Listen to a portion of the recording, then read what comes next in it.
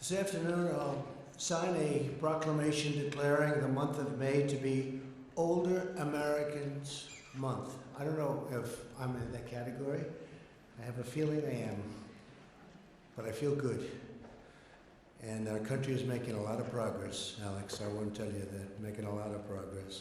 As we honor the incredible contributions of our nation's seniors, we're here today to discuss the unprecedented steps that we're taking to protect our seniors from the virus.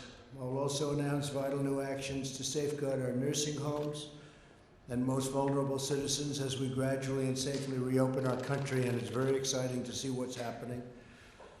We're joined today by Secretary Alex Azar, thank you. Secretary Robert Wilkie, Robert, thank you very much. Administrator Seema Verma, thank you, great job. FEMA Administrator Pete Gaynor, and Chief of National Guard, Bureau General Joseph Lengal. Thanks also to Tennessee Governor Bill Lee, my friend. Thank you very much, Bill. Great job you're doing. It's great being with you, too. And many outstanding advocates for America's seniors who are here with us today. Thank you all very much.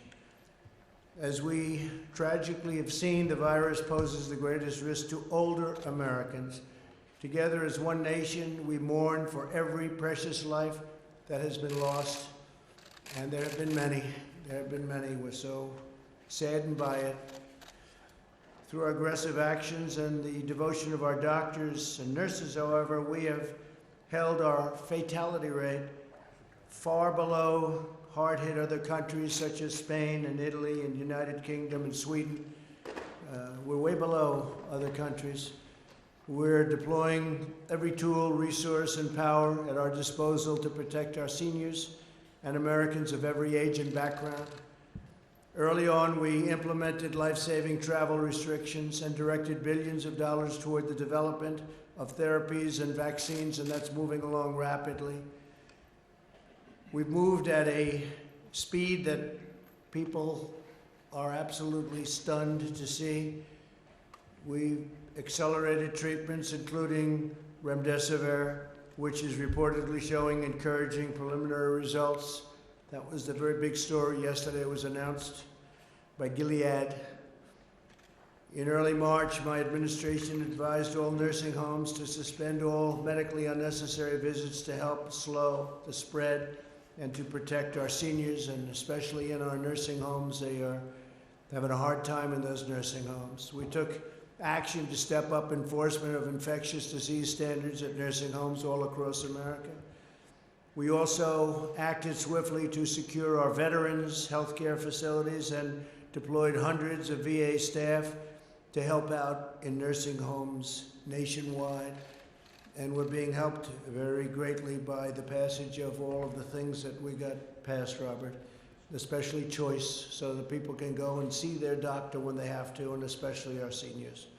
We provided nearly $1 billion in grants to support home-delivered meals, in home care, and other services that make it impossible for older people to just do what they want to do. We're helping older people with disabilities, and we're helping them to live independently.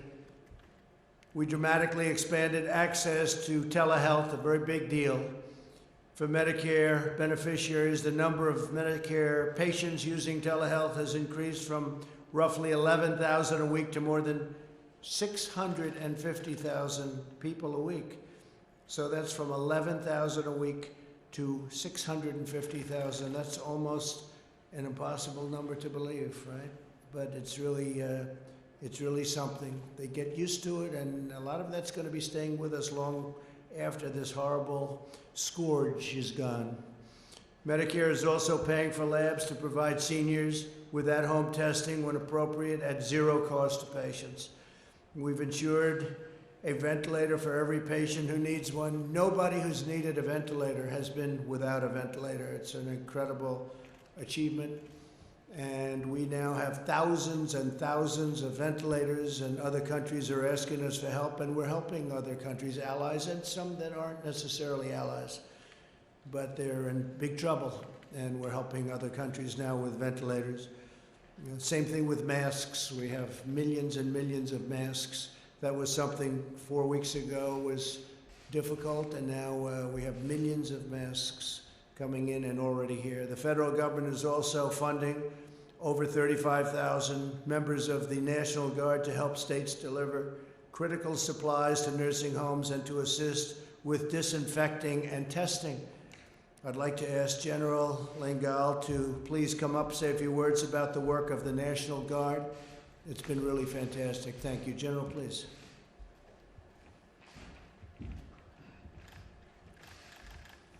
Thank you, Mr. President, and good afternoon, everyone. I'm very proud of the National Guard and all they are doing to help keep our nation safe here at home and abroad.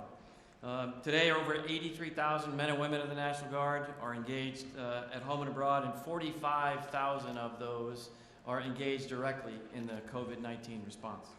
From running hundreds of testing sites around the country to screening passengers at airports to helping manufacture PPE to a myriad of other tasks, the National Guard is there. We know this virus doesn't treat everyone equally, and our senior citizens are at increased risk. In many states, governors have directed National Guard members to help sanitize long-term care facilities, nursing homes, giving older citizens and families and caregivers peace of mind that their environments are safe. The Georgia National Guard, for instance, has sanitized over 700 nursing homes, and this has been replicated at many places around the nation. It continues to grow. Additionally, food banks and homeless shelters. In normal times, these are often staffed by our volunteers. Many of them are elderly senior citizens here in America. Now, volunteering puts those great Americans at increased risk. So the National Guard is helping these Americans stay clear of this risk. And doing that, the National Guard is staffing many food banks across the nation where they need the need for food assistance is increasing across the nation as this virus continues to persist. The National Guard is a big part of our United States Army and our United States Air Force, and we're proud of that. But this role that we play here at home, in the homeland, under the command of the governors, in our states, is distinctly and uniquely National Guard business, and we're very proud of that. So, Mr. President, thank you. Thank you for the support that you give our military and the National Guard and all the men and women who serve. They are proud to serve our nation. Thank you for letting me talk about the Guard today. Thank you, sir. Thank you very much. That's great. 4 stars. That's a lot of stars. Very impressive. That's right, but that's okay. That's very impressive. You deserve them. I do want to say, you mentioned the word governor, and we've had a lot of great success and relationship with the governors. We've dealt with our governors very, very well.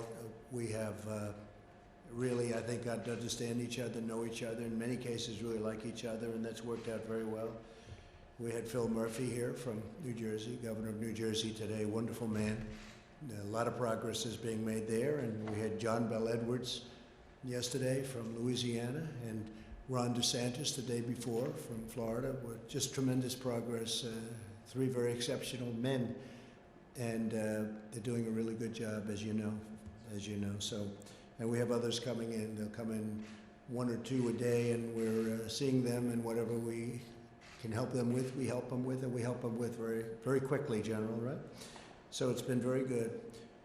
My administration is doing everything possible to support the state-led management of nursing homes, and here today is a governor who I happen to like a lot. And he's done a fantastic job in a fantastic state, a state that I happen to like a lot. It's called Tennessee. For some reason they like me. I haven't figured that out, but they like me in Tennessee, so that's good, Bill. Please come up. Governor Bill Lee, please. Thank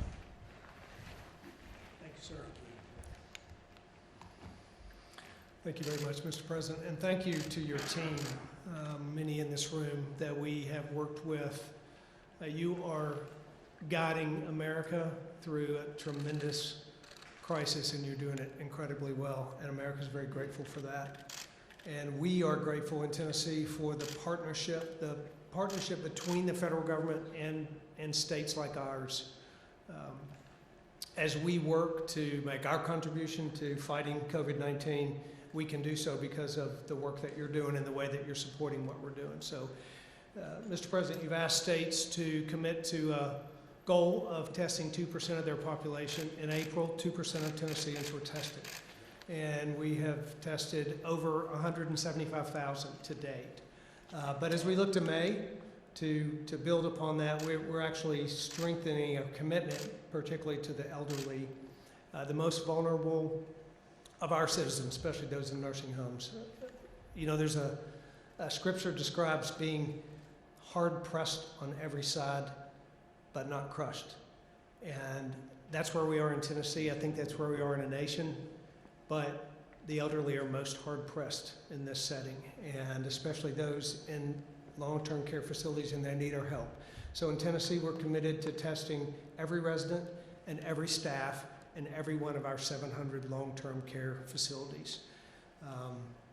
It'll be a great undertaking, but it honors the value of these lives in those facilities, lives that have protected our country in the hardest of times, the greatest generation, and those that have a loving legacy of being our neighbors and our friends and our grandparents. And it's time for us to protect them. And we should do so by pursuing social distancing, for example, in every way that we can with them. And the distance is sometimes a great gulf. I haven't hugged my own elderly mom in 8 weeks, but we're doing right by these citizens, and you're doing right by committing to these citizens to make certain that they, that we do our personal part to make sure that they're safe, and while valuing our freedoms all at the same time. So while I think as a country we may be hard-pressed on many sides, we are not crushed. And we are grateful for your leadership and for this team's leadership, and particularly your commitment to the most vulnerable in our nation, and together we will get through this. Thank you very much, sir. Thank you, Bill. Thank you very much, Bill. Great governor, by the way. As we take steps to safely reopen our country, we must remain especially vigilant in sheltering the most vulnerable older Americans. To that end, today I have several important announcements. First, in addition to all of the supplies we've already distributed, FEMA will send supplemental shipments. And I have to tell you, Pete, what a job you've done. Everybody was at the last call with the governor. So many of the governors said, I want to thank him for calling. He called on Easter morning, and he's calling them all the time. And you call them on Sundays, and you call them every time, all the time. And I tell you, they really appreciated it. They really do. You've done a fantastic job. Pete Gaynor, FEMA. But FEMA will send supplemental shipments of personal protective equipment to all 15,400 Medicaid and Medicare certified nursing homes in America, right, Pete? Second, CMS is providing states with $81 million from the CARES Act to increase their inspections of nursing homes at this very critical time. We have to do that. We have to do that. It's a spot. It's a spot that we have to take care of. I guess you could call it a little bit of a weak spot, because things are happening at the nursing homes, and we're not happy about that. We don't want it to happen, so we're checking that out very carefully and very methodically. Third, this week we'll be finalizing a new rule requiring information about coronavirus cases in nursing homes to be reported directly to CDC, and testing data to be posted online so everyone gets to see it. This rule also requires nursing homes to report cases to residents and their family members. And finally, to ensure that our nursing homes are prepared for any future outbreaks, we're announcing the Coronavirus Commission for Safety and Quality in Nursing Homes. This commission will be composed of leading industry experts, doctors and scientists, resident and patient advocates, family members, infection and prevention control specialists, and state and local authorities. It's a big deal. The commission will convene in May and issue recommendations for further steps we can take to protect our nation's seniors. My administration will never waver in its relentless commitment to America's seniors.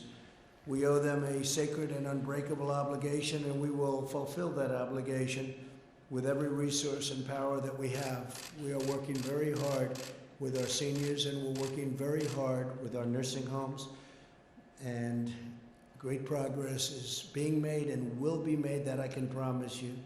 That's also why we are strongly protecting Medicare and Social Security. We will protect your Social Security, we will protect your Medicare, we will protect you as American citizens. And that goes even beyond seniors. We're protecting this country. Our cherished seniors enrich every aspect of our national life. These great citizens have dedicated their entire lives to our families and our communities and our countries. Our country could not be anything near where it is without our incredible seniors. We'll show them the same love and loyalty they've shown us, and they've shown our nation every day of their lives. No effort will be spared to give America's seniors the care and support and devotion and love they have earned and that they deserve. In a few moments, I'll sign a proclamation designing a very special, we've designed a very special plan, and it's going to designate Older American Month. So this is Older Americans Month. But first, I'd like to ask Secretary Azar, Secretary Wilkie, Administrator Vermer, Administrator Gaynor to share what their department and agencies are doing to help our nation's seniors. So just come on up and maybe you could say a few words, and you've made a lot of progress. Come, Alex, why don't you start? Well, thank you, Mr. President, for your leadership during this pandemic and for the work you've done throughout your administration to protect older Americans. I'd also like to thank the older Americans and advocates we have here today, including those working hard at the state and local level. As the President described, during this pandemic, we have taken every possible effort to keep older Americans healthy and safe. In addition to our public health and healthcare efforts, President Trump has secured historic investments in programs that support older Americans and help them live independently. Over the past month, HHS has dispersed more than $1 billion in grants to aging and disability networks, which are state and local agencies like a Council on Aging that provides services for seniors living in the community. This is more than a 40% increase in the annual support that we provide to these critical organizations. Services that we support, they include delivered meals like my grandmother used to get from Meals on Wheels, help with trips to the grocery store or the doctor, and assistance with chores in the home. Back in March, we put out $250 million in grants specifically for meals, including through Meals on Wheels. We've been pleased to see communities get creative with these funds. Some states are ensuring not only that the meals are getting to seniors, but that the meals are coming from local restaurants whose businesses are struggling. It's not just about meals and services. We also recognize that older Americans may be facing mental health challenges and feeling isolated. Florida's Aging Network, for instance, is combating social isolation by providing electronic tablets to nursing home residents to help them communicate with loved ones. We're also working to protect the rights of older Americans in accessing health care. Our Office for Civil Rights has been taking action to ensure that states and healthcare providers do not discriminate on the basis of disability or age in the allocation of medical care. We've already had 2 states remove such discriminatory policies from their triaging guidelines as a result of our Office for Civil Rights work. Finally, as the President and others mentioned, we've worked closely with states to ensure that they can test especially vulnerable populations like those living in nursing homes and those who care for them. This work to protect seniors and empower them will continue throughout the pandemic as we reopen our country and keep America's seniors as healthy and as independent as possible. Thank you all for what you do in this effort.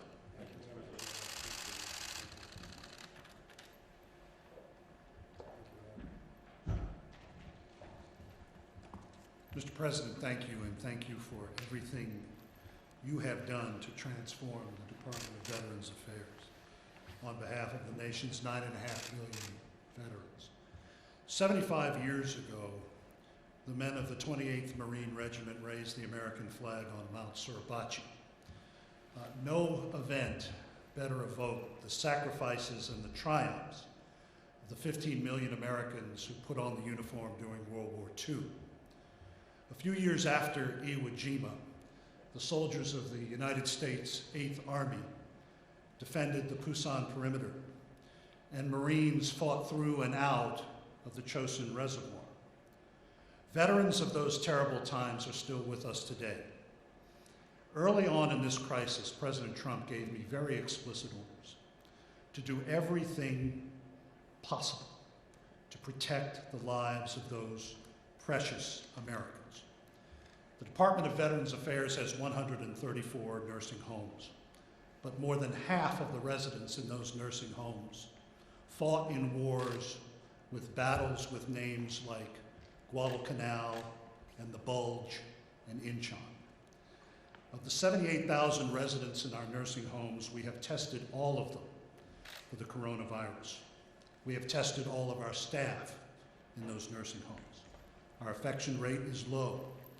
Many of our homes have few, if any, positive cases. But still, as the President noted, we had to make a very tough decision early on. After all of these veterans had gone through so much on the battlefield, we had to tell them at this stage in their lives that we were depriving them of the sustenance of their families and friends because we had to protect their lives. Because of the President's directions to me, we have been able to contain the virus in our nursing homes. And now, we are taking those lessons that we've learned from VA across the country to protect patients across America. We are the federal experts in gerontology. We are helping 38 states and territories handle the surge of patients dealing with this virus with our partners, our great partners at FEMA, and even by direct action through the governors. Aiding America's elderly is central to all of our efforts. We deployed VA staff, as the President noted, to veterans' nursing homes owned and operated by the individual states. Early on, Governors Charlie Baker and Phil Murphy moved to protect their veterans, and they asked us for help. In addition to Massachusetts and New Jersey, we were helping in Alabama, Florida, and Tennessee. In California and Mississippi, New Mexico, Oklahoma, Rhode Island, and Texas, we have taken in non-veteran nursing home patients and state veterans nursing home patients into our VA facilities. We are helping elderly Americans wherever we find them. Mr. President, you should be very proud of this VA that you have helped build. Thousands of VA employees have leapt into harm's way. VA leaders like Joan McInerney and Martina Parada in your hometown, Ryan Little in Boston, Rima Nelson in Detroit, Vicki Braun in Illinois and Wisconsin, Fernando Rivera and Sky McDougal in New Orleans, and Miguel Lapuz in Florida. All of them have put service before self to protect the most vulnerable and deserving. These are the folks who made America strong and free. Thank you very much. Thanks.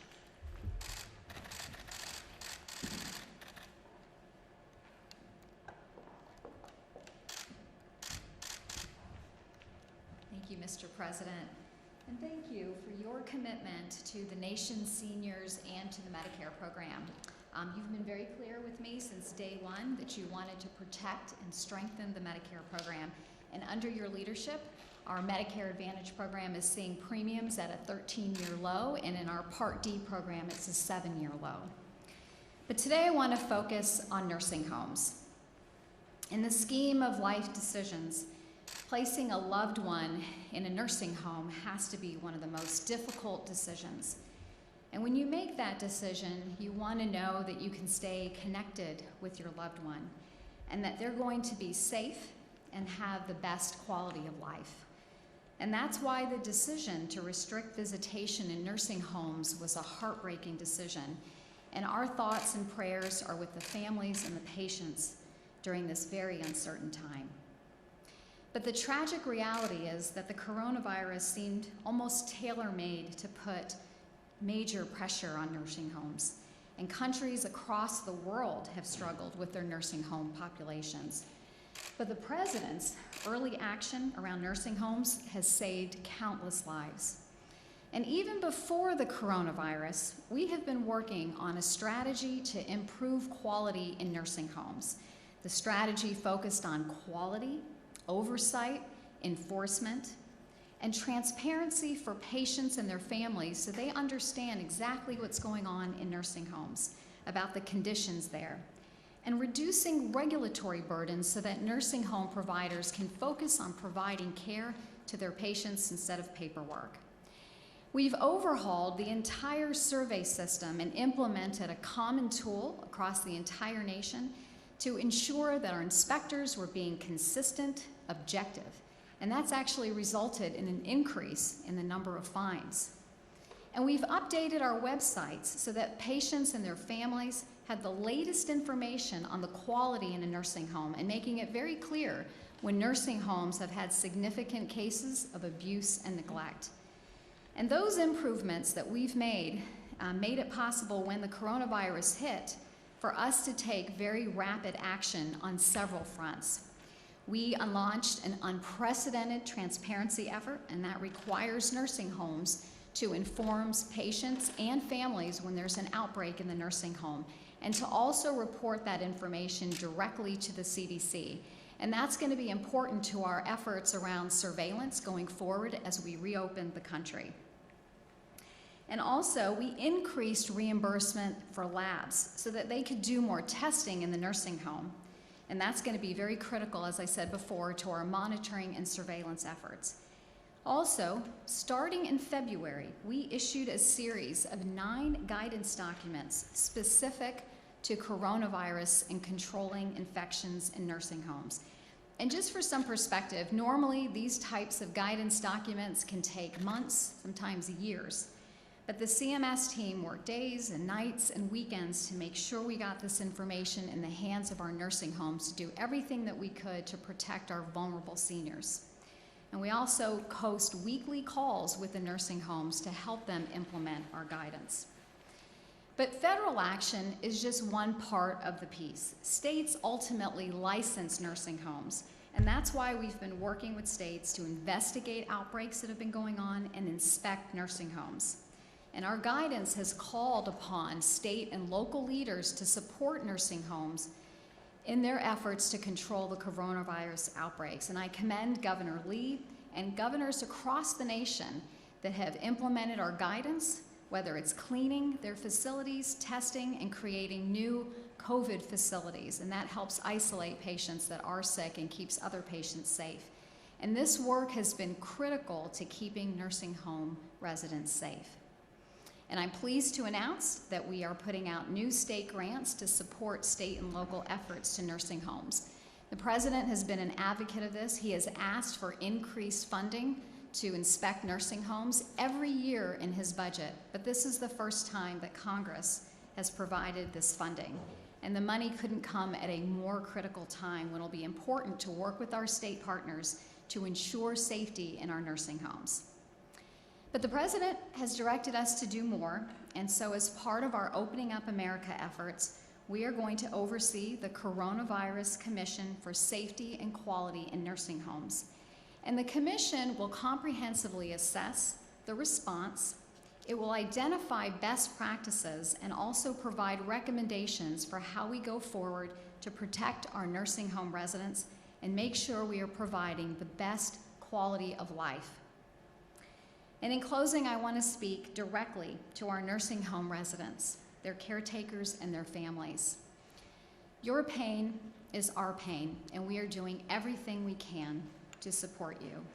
And to the healthcare workers on the front lines providing care and comfort to our nursing home residents, we thank you. And thank you, Mr. President, for your consistent leadership and unwavering support for our elderly citizens. Thank you. Insulin. That's right. It's a big deal. We're doing everything we can to lower the price of insulin for our seniors, and we'll have some great announcements coming up very soon to lower the price. So good news. Great news. Good. Thank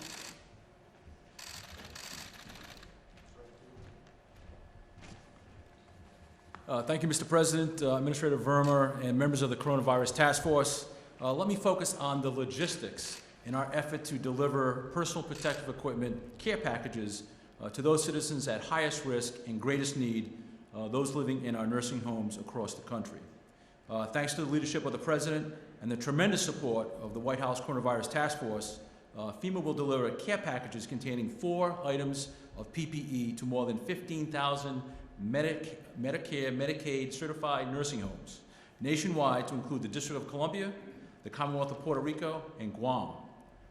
Given the lack of availability of PPE necessary for healthcare workers providing support for nursing homes, we will provide a package or a kit containing a 7-day supply of eye protection, masks, gowns, and gloves to these 15-plus nursing homes. Each kit is individualized for each nursing home based on the level of staffing and the 7 days of our supply calculation.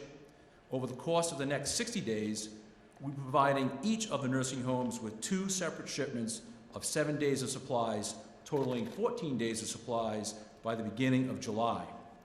The first shipment of supplies begins next week. These initial shipments will focus on metropolitan area sites such as New York City, Northern New Jersey, Boston, Chicago, and Washington, D.C. The second shipment of supplies begins in early June. The goal is to have all supplies delivered no later than July 4th. Assisting us in this endeavor is Federal Resources, a small business based out of Stevensville, Maryland, who specializes in chem bio equipment support with focusing on kitting solutions for the Department of Defense. They will help us distribute the following PPE items: 608,000 pieces of eye protection, 6.9 million surgical masks, 6.4 million gowns, 31.4 million pairs of gloves. And finally, I would again like to extend my gratitude to the President for his leadership on this project, as well as to thank my fellow members of the White House Coronavirus Task Force and their continued partnership. Together, we have turned a critical demand for PPE for our seniors and frontline healthcare workers into reality. Thank you, sir.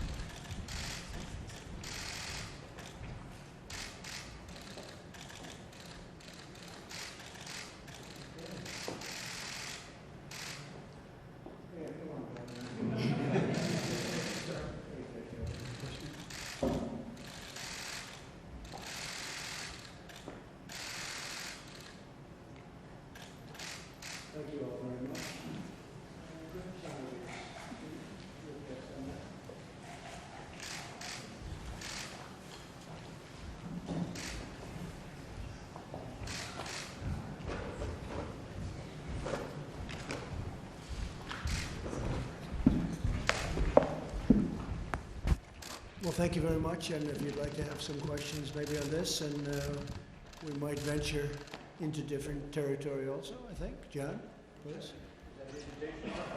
I guess.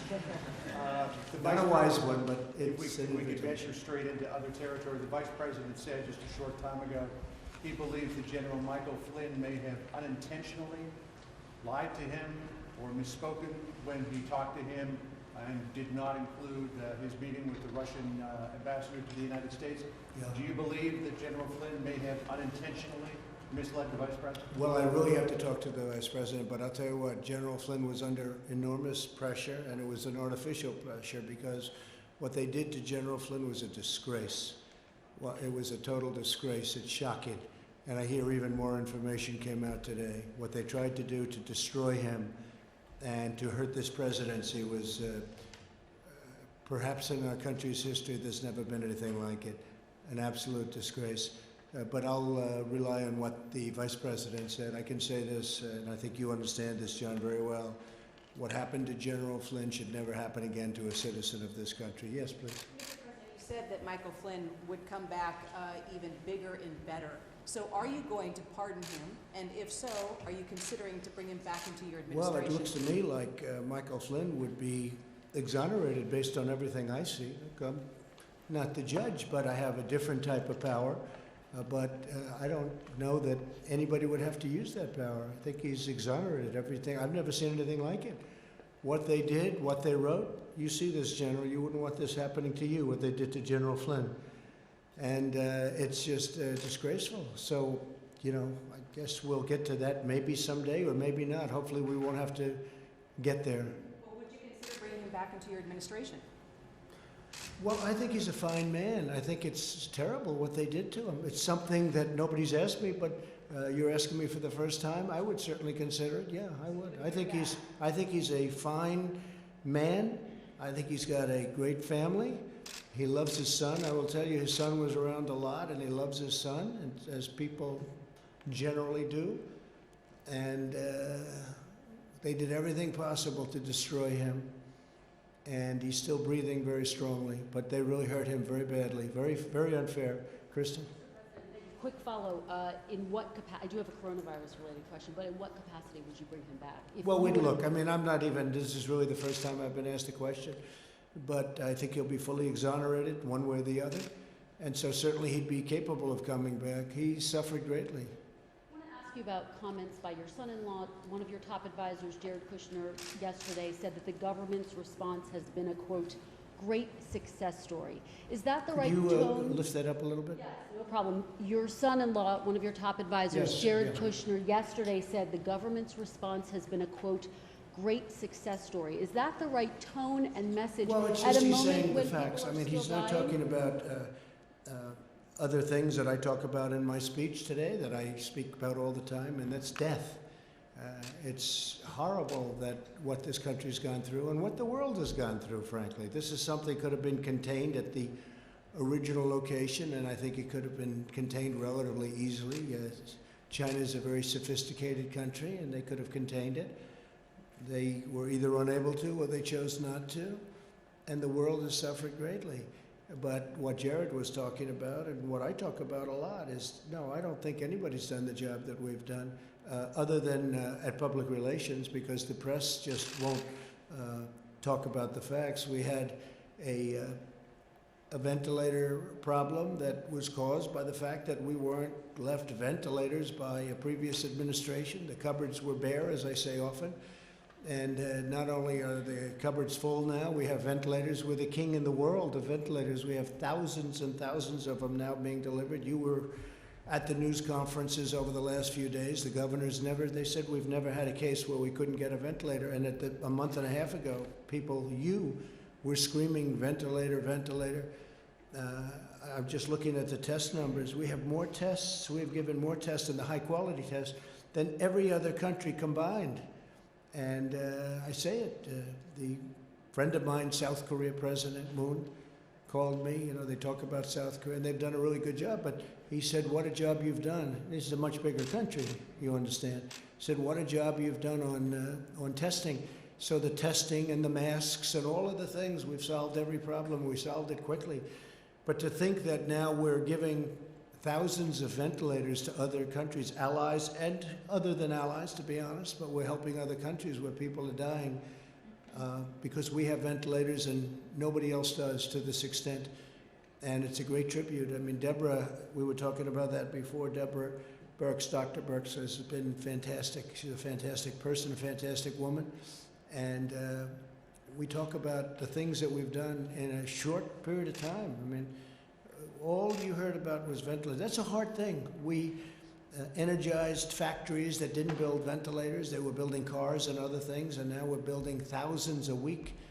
And it's been very spectacular. It's been really spectacular. So, yeah, I think, I don't think anybody's done a better job with testing, with ventilators, with all of the things that we've done. And our death totals, our numbers per million people, are really very, very strong. We're very proud of the job we've done. We had very little to work with because the previous administration left us very little. Quick Please follow, go Mr. ahead. President. Mr. President.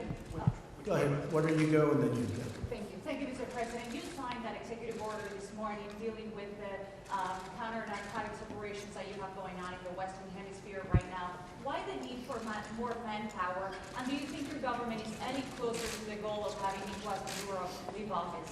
Well, I need it and I sign it, and we do have executive orders, and they help us a lot, and they've helped us a very lot here. We also sign things having to do with production, as you know. I've used that very, very powerfully, the act. And oftentimes I didn't have to use it, I just had to talk about it. No, I'm only signing when we want something, when we need additional manpower or brain power or whatever it is we're looking for at the time. But we've done things that I don't think anybody else has been able to do what we've done. And this is a big country, too. This is a very big country, as you know. And I'm very proud of the country. I'm very proud of the way they've stepped up. Now, things are opening. As an example, Governor Lee is doing a great job in opening up Tennessee, and he's opening it up rapidly and safely. I think he said to me 2 words, I think, about safe and rapid. And I think safe was the first one you mentioned, in all fairness, but it was safe and rapid. He's doing it quickly and safely, and Tennessee's a great story. But we have other governors, friends of both of ours, that are doing really a good job. I will say this, Governor Murphy and Governor Cuomo have a tougher situation because that's really a hotbed. It's a very, very dense area. People don't realize. I think New Jersey, believe it or not, is the single most dense area in the country. Who would think that? But the governor's done a terrific job, and Governor Cuomo, likewise, is working very, very hard and speaking to me all the time, and whenever we can help him, we do. And we're helping him, and he's helping his state. That's what he has to do. Thank you. How is the operation going, though? And do you feel, my second question was, do you feel you're any closer to having Nicolas Maduro in Venezuela? I think the operation's doing really well. I think that things are being discovered that you wouldn't have thought possible. The Abbott machine, Abbott Laboratories, a great scientific company. They came up with a machine that I would say 2 months ago, nobody ever heard of this machine. And all of a sudden, boom, the people come into my office, they get tested. It takes them 5 minutes, and they feel very good. Some of them have never been tested. But these are, equipment and tests that nobody ever thought even possible 3 or 4 months ago are being used commonly now. I looked at the numbers, and we're over 6 million tests. And you add up everybody together, they don't have anywhere near that. So it's an incredible thing. And it would be great if the media could really portray it the way it is, because we've done some unbelievable work. And when somebody uses the word successful, I mean, it really has been successful. It's been very successful. But if you look at mortality and mortality rates, this country, it's a very sad thing to be talking about. Whoever thought you'd be talking about such a thing 2 months ago was impossible. All we talked about was the economy, how well it was going. But today we have to talk about that. Our country has really stepped up. Our generals have stepped up, and our admirals have stepped up. By the way, Admiral has done a fantastic job, as you know. We're very proud of everybody.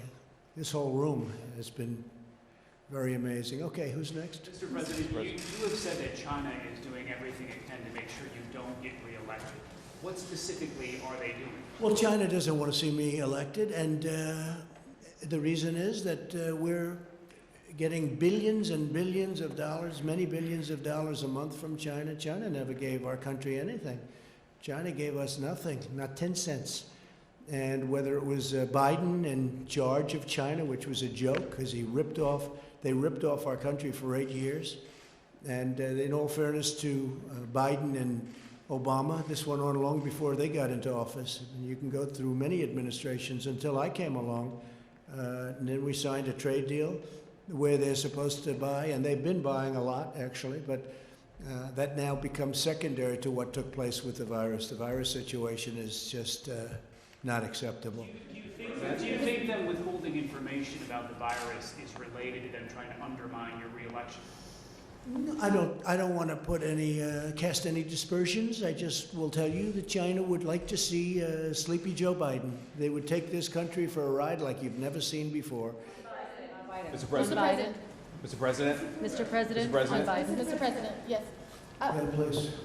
Right, with the unemployment numbers coming out today, 30 million now unemployed, have you given any thought to possibly extending the $600 extra in unemployment benefits that are given out now? They will run out, and that will run out in July. They are looking at it, and they're taking a very strong look, and we'll be reporting to you very shortly.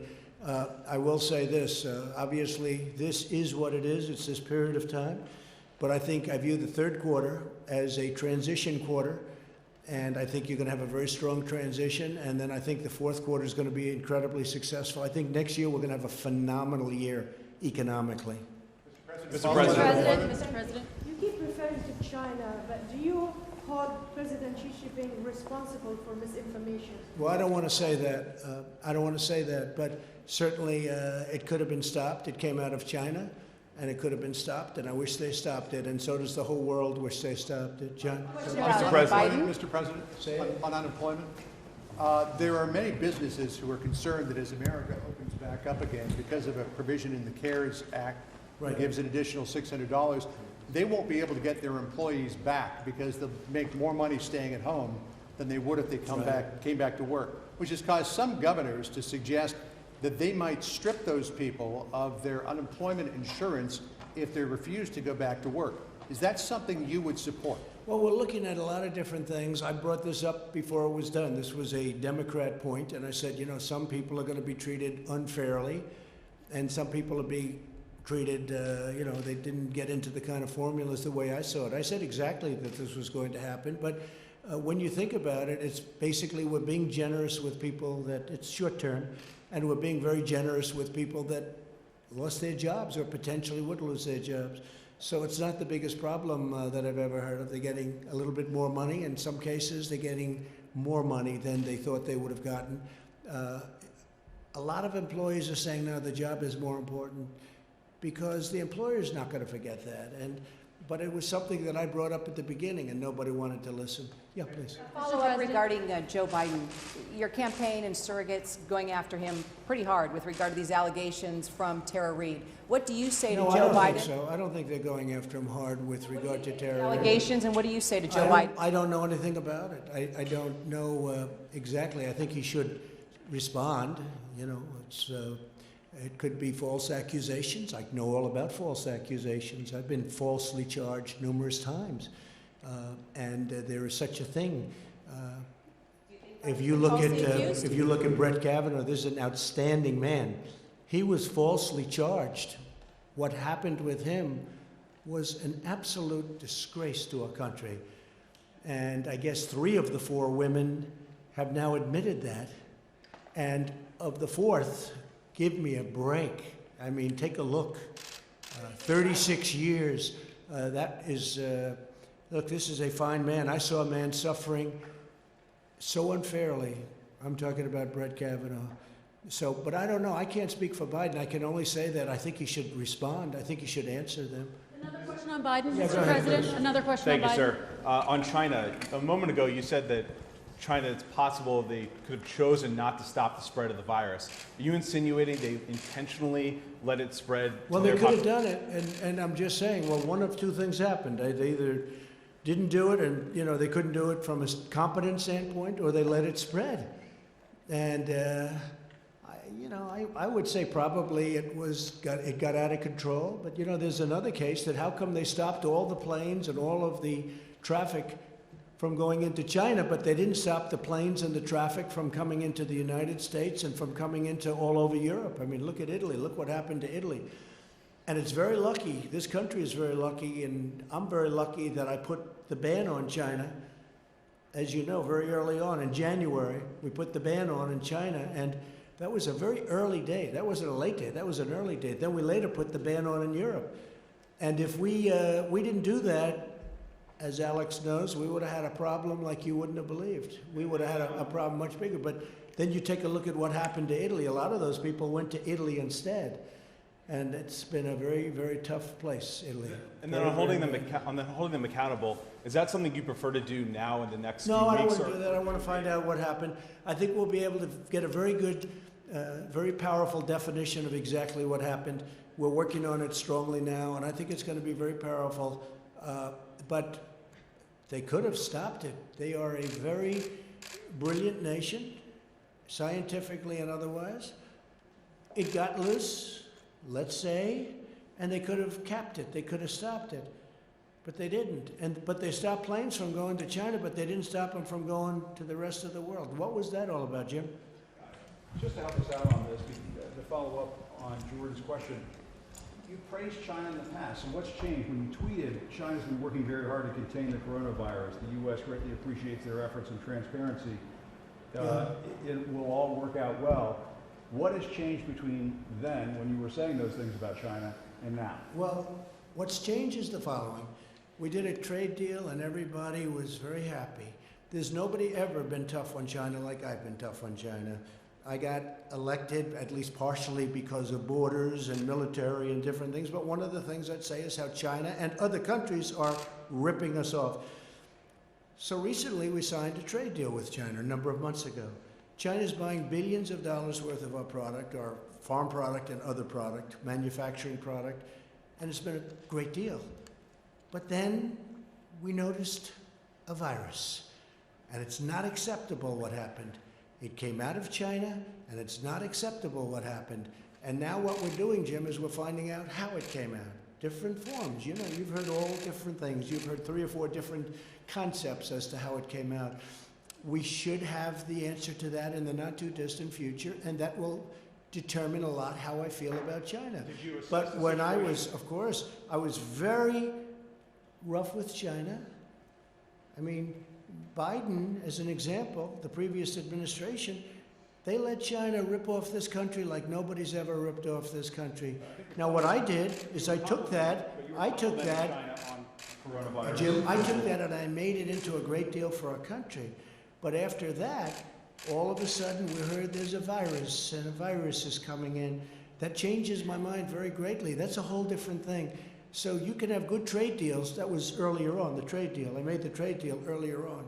And it's a great deal. We're taking in billions and billions of dollars of money in different forms, including the fact that we have a 25% tariff on $250 billion. It's a tremendous amount of money. Some of that money I've given to the farmers because they were targeted by China. And I gave $12 billion, I gave $16 billion, and this year we're going to be giving approximately $19 billion to the farmers. Was President Xi misleading you? Well, something happened. I don't say misleading or not. I'll let you know that. I mean, I'll be able to give you that answer at some point in the hopefully not too distant future. But I will tell you, you take a look at what happened to this world. A month and a half, 2 months ago, we had the strongest economy in the history of the world, and all of a sudden I have to close the economy, I have to close the country. So we've had tremendous death and tremendous sorrow, sadness, and nobody's ever seen anything like it. And so have most of the countries of the world. Think of that, most of the countries. 184, you tell me, it's probably low right now, because I've been saying 184, 184 countries. They've suffered tremendously. It's something that is going to have to be dealt with. Mr. President, on the issue of loss, Vice President Biden has said you should lower the White House flag to half-mast. Are you going to do that? And are you thinking about leading the nation in a moment of mourning? Said that. I mean, I would not mind doing that. I would say not only the White House flag, we could do that. In fact, it's something that I will be talking about later on. We have a meeting on various things. That's one of the topics, and we're going to bring that up. So I think lowering the flags would be something very appropriate. Are you thinking about leading the country, though, in a moment of mourning for all of the lives lost, the more than 60,000 people? Of course I am. I don't think anybody can feel any worse than I do about all of the death and destruction that's so needless. Nobody. But I also have to make sure that we handle the situation well. Nobody's thinking about it more. Nobody has spent more time late in the evening thinking about what's happened to this country in a short period of time. But at the same time, we have to get our country open again. And we're doing that step by step. Tennessee is an example. Step by step, we're opening up our country, and I really believe that next year we can be, maybe even beyond. We have a lot of stimulus, and maybe even beyond. We'll see about, by the way, Package 4, Phase 4, but I really hope that we can be as good or better. I built it once, and we're going to build it again. John, go ahead. You said a moment ago you will soon have information on where this virus originated. The Director of National Intelligence today put out a statement saying that they believe it was naturally occurring, it was not man-made. But who is that? Who is that said that? The Office of the Director of National Intelligence. Intelligence. Yeah, but who in particular? Who was the man that made that statement? It was a statement that the ODNI... Oh, he would know that, huh? National Intelligence. So we'll see. That would be your Director of National Intelligence. No, I think it's, I mean, you'd have to tell me who specifically, who made the statement.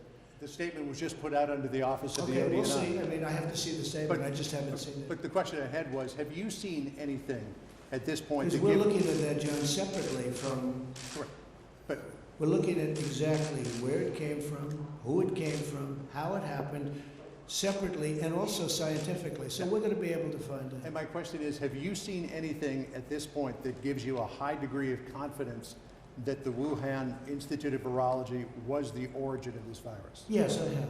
Yes, I have. And I think that the World Health Organization should be ashamed of themselves because they're like the public relations agency for China. And this country pays them almost $500 million a year, and China pays them $38 million a year. And whether it's a lot or more, it doesn't matter. It's still, they shouldn't be making excuses when people make horrible mistakes, especially mistakes that are causing hundreds of thousands of people around the world to die.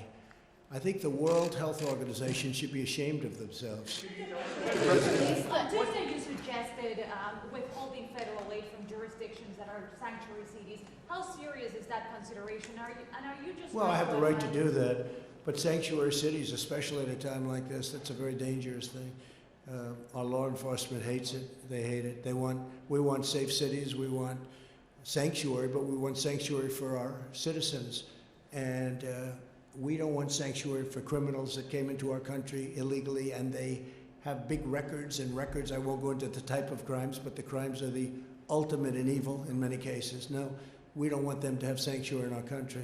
We want to have strong borders. Look, I say it again, we want to have strong borders. I've been saying this for a long time, and I think people are agreeing with me. I really do. I think people are agreeing with me. The Democrats want to have open borders where people just come in. And you're not only talking about coming in from a crime standpoint, you're now talking about coming in with not only the disease that we happen to be talking about so much lately, but other diseases. And they want to have open borders. They want people to pour into our country from who knows where they come. No, we're not doing that. We have a very strong border now, our southern border. And every day it gets stronger because we're building miles a day of very, very powerful wall. And that's a great thing for our country. That's so important for our country. And very few people are arguing with it. Yeah. Mr. President, you often describe this fight against the virus as a war. How do you define victory? So it is a war, and I define victory when it's gone and we open successfully. We have a successful country again. Now, it can never be a total victory because too many people have died. All over the world, people have died. In our country, in every country. I'm looking at the new list of countries. Look at what's going on with Russia. Look at what's going on with Spain is so incredibly harmed and injured by this. So many people are dying. This is not something where you'll go to your traditional, gee, this was an experience. This is not an experience. This is a very bad experience. But what I want is we want the virus gone and we want to have a vibrant economy. We want people back. We don't want people necessarily sitting like these incredible people in front of me where they're sitting 6 feet apart. Instead, I want our country back. I want people to go out and see football games and baseball games and basketball and hockey and golf and all of these sports and not worry about getting sick and violently ill. One of the things that was very interesting, you probably saw it, we put it out before though, was Sweden. And you compared the deaths in Sweden to Denmark and Finland and Norway. And, I hate to say it, but the deaths are very, very substantially higher in Sweden because they've used that as an example. Brazil is very high. If you look at what's gone on, the graphically very, very high, very straight up almost. Right, Deborah? Very straight up. A friend of mine, great gentleman, president of Brazil. He's really a friend of mine. He's a great man. But they're having a hard time. They're going herd. Sweden went herd. But when they say herd, it's really, in Sweden in particular, the bars you can't go to, certain areas you can't go to. A lot of the people are saying, well, the prime minister doesn't have to say stay in your apartment, stay in your house. They're staying there. They're not leaving. So, it's really not quite what was reported, but the number of deaths are tremendous in Sweden. compared to the countries that surround where they did very strong lockdowns. And we were discussing that, Deborah, before. It's a very big difference. It's a very big difference. But again, Sweden didn't go really herd as you understand it. And also the people of Sweden, very smart. They're staying in their houses. They're not going out and now, are some? Yeah, I guess, some. But they've lost a lot of people in Sweden. Yes, John? Mr. President, could I just come back to the... Yeah, I'll get you in a second. Can I get back to what we were talking about just a second ago? Sure. I missed in the interruption. Are you suggesting that maybe you have some evidence that this was not a naturally occurring virus? We're going to see what it is. You're talking about the virus and Correct. where it came from? Yeah, yeah. No, we're going to see where it is. We're going to see where it comes from. And, look, you know every theory. You had the theory from the lab. You had the theory from many different, the bats, the type of bat, and the bat is 40 miles away, so it couldn't have been here, and it couldn't have been there. And there's a lot of theories. But, yeah, we have people looking at it very, very strongly. Scientific people, intelligence people, and others. And what gives and we're going to put it all together. I think we're going to have a very good answer eventually. And what gives you and China might even tell us. China may tell us. And what gives you a high degree of confidence that this originated from the Wuhan Institute of Virology? I can't tell you that. I'm not allowed to tell you that. Mr. President? Jeff, go ahead. Mr. President, would you consider having the United States not pay its debt obligations to China as punishment for the virus? Well, I can do it differently. I can do the same thing, but even for more money just by putting on tariffs. So I don't have to do that, It's approximately $1 trillion, a little bit more as I understand it, $1 trillion. But we can do that in I think probably a little bit of a more forthright manner. You start playing those games and that's tough. We have the dollar to protect. We want to protect the sanctity of the dollar, the importance of the dollar. It's the greatest currency in the history of the world. It's become stronger. We have a very strong dollar. That's why we're borrowing at zero interest rate. With all of the stimulus that we're talking about, that sounds good though, General, doesn't it? We're paying zero interest, so essentially right around zero, but zero.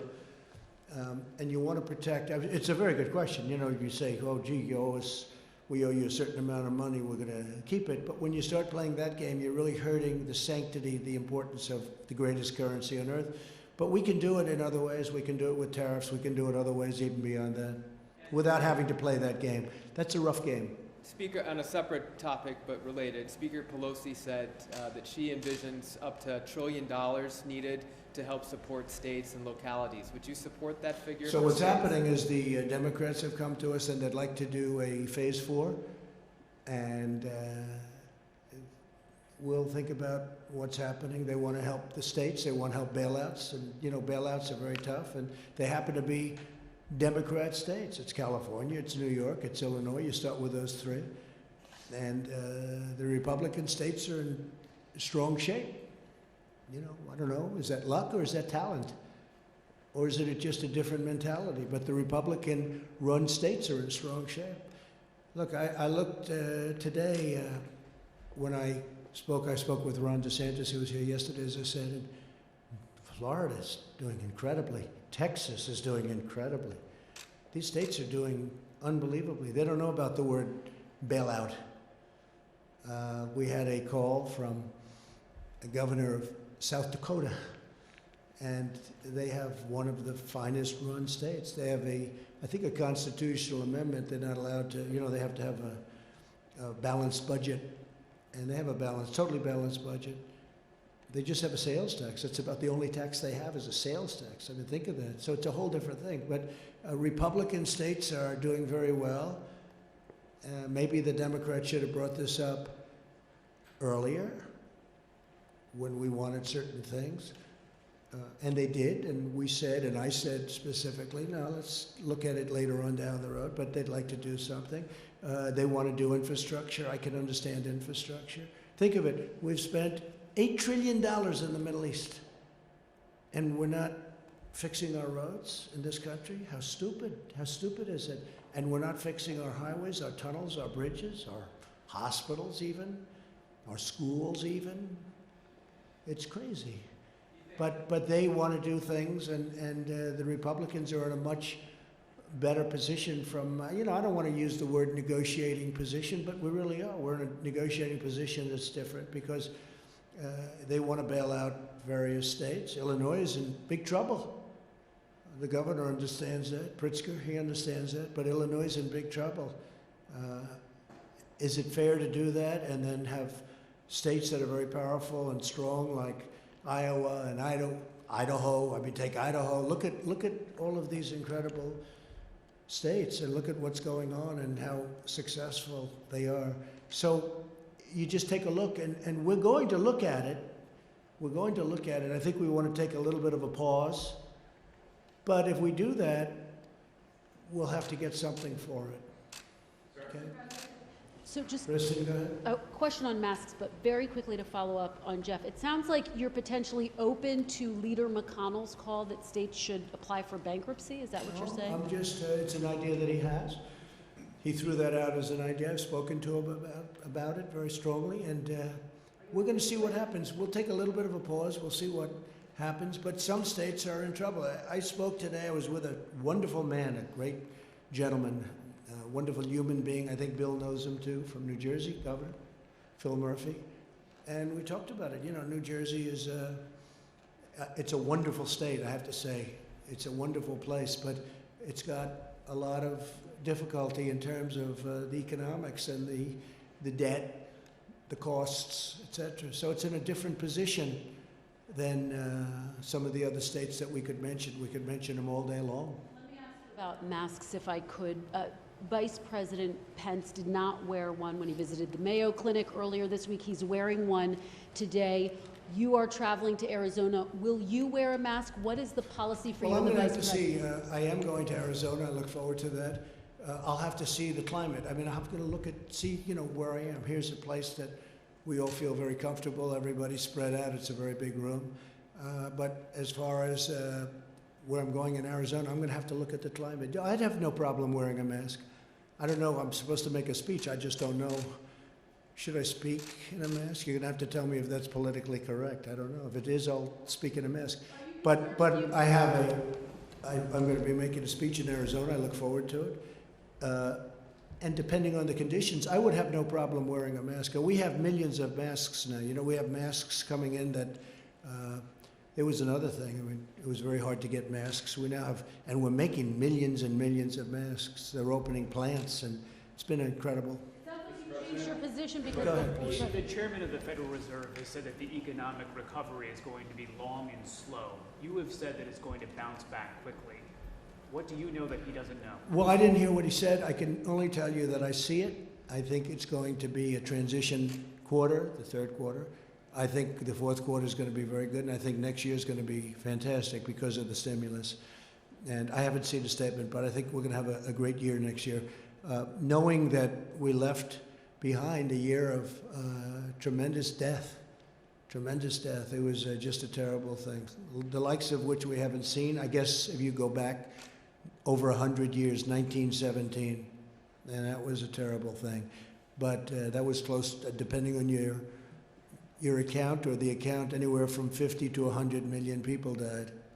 1917. So we haven't seen it. It's over 100 years. And so understanding that that was terrible, I think that next year from an economic standpoint, I mean, look at the stock market. People are amazed. The stock market's at over 24,000. Well, it was at 29,000. It's 24,000 now. Is that even possible considering what we've gone through? Because people are very smart. These people are very brilliant, and they look and they see a great future. The other thing, the dollar is very strong. So when we go out and do stimulus packages, we're oversubscribed at zero. Think of it. You get your money back at zero. It's a pretty incredible thing. The euro's having a hard time, and it's much smaller. The dollar has really become, the dollar is king, and the dollar's at a position now. It's just it's a very powerful thing, the dollar. Other currencies are in big trouble. They're really in big trouble, whereas the dollar is very powerful, very strong. So the good part about that is if you do go out and if we do want to do stimulus or whatever we want to do, we're borrowing at zero and the dollar is very strong. Okay, Getting back to what John was asking about the possibility that this virus came out of a lab in China, are you insisting or would you insist on China allowing U.S. investigators into that lab to make sure? I don't want to go into that. We're going to see. So far, I think China's been trying to be, or at least they seem to be trying to be somewhat transparent with us, but we're going to find out. You'll be learning in the not too distant future. But it's a terrible thing that happened. Whether they made a mistake or whether it started off as a mistake and then they made another one, or did somebody do something on purpose? Say, hey, you know, I don't understand how how people weren't allowed into the rest of China, but they were allowed into the rest of the world. That's a hard question for them to answer. Yeah, please, go ahead. Mr. President, on Kim Jong-un, have you got an update on his condition and whether he is alive or dead? Well, I understand what's going on, and I just can't talk about Kim Jong-un right now. I just hope everything is going to be fine. But I do understand the situation very well. Please. Going back to when you talked about being complimentary of China early on, were you saying that you were complimentary of China because you were concerned about the trade deal? Well, I'm making a trade deal with China. This was before the virus. Of course they're going to be complimentary. Now, I was very uncomplimentary prior to that negotiation. And then every once in a while, the negotiation would break down because I'm not like Kerry, who signed the worst deal, the Iran deal, which was such a disaster. And he never left the table. I left the table a lot. Anyway, we ended up making a deal. And of course, during the course of the deal, I was both complimentary and very uncomplimentary. But the bottom line is we ended up making a deal before the virus came. And I was very happy with the deal. But then later on, that was superseded by a virus that should not have happened. Well, I just want to thank you all very much, and we'll see you probably tomorrow sometime. Thank you very much.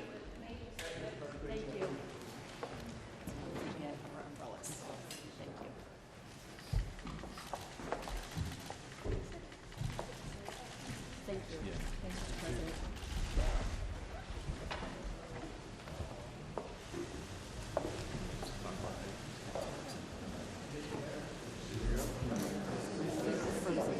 They're like frozen into my shoes.